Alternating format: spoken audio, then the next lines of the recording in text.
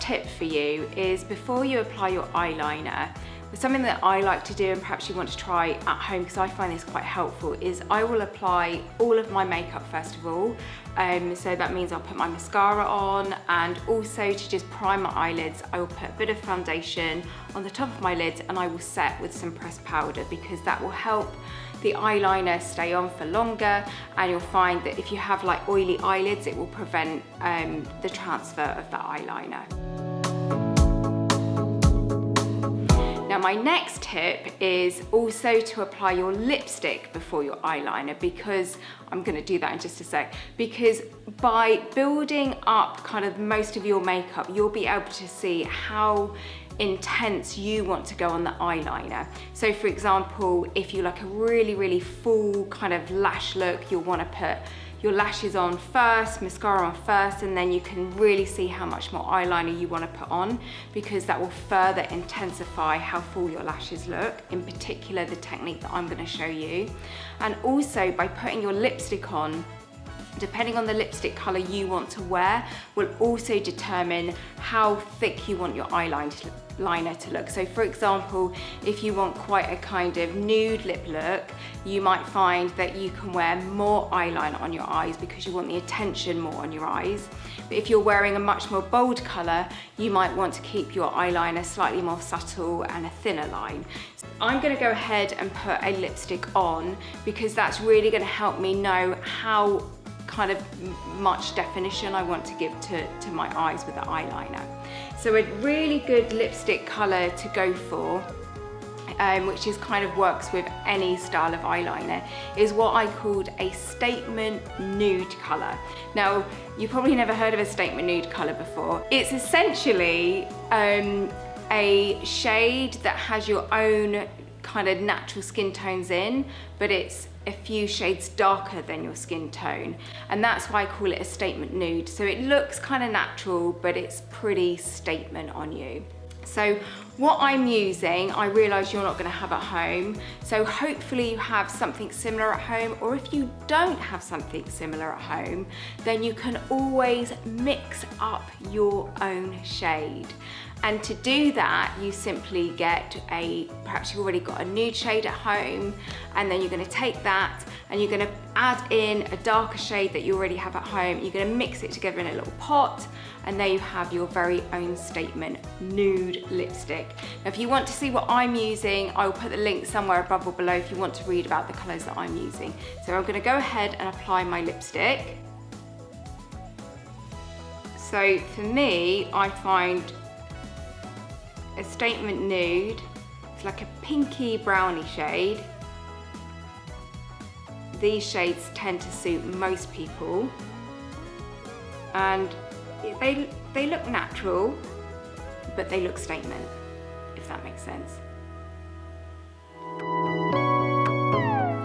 My next tip for you is to choose an alternative to a black eyeliner. Now, there's nothing wrong with black liners, they look really striking.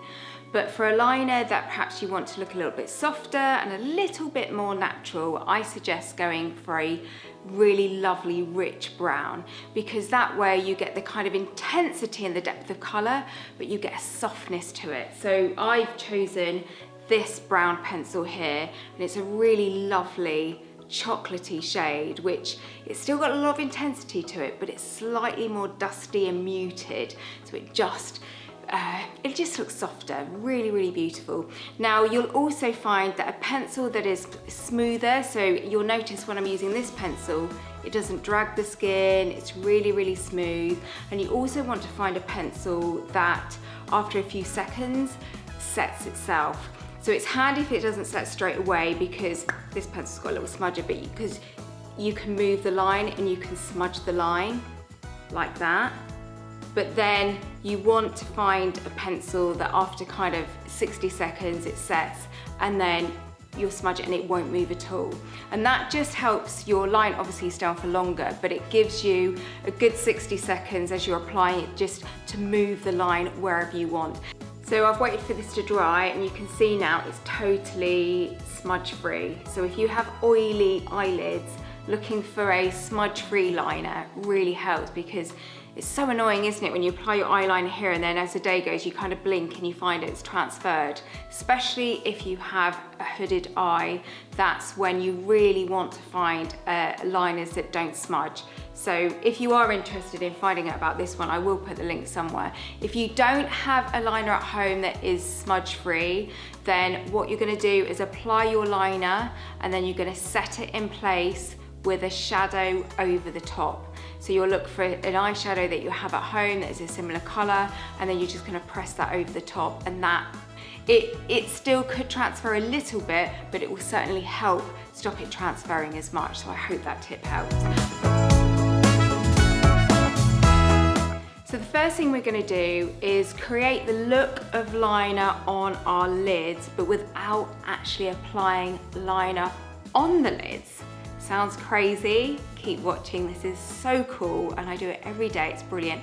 Now the reason we don't wanna put too much liner on our lid is because it's gonna close up that space even more and make the hood look heavier. So what we're going to do is we're going to take our liners.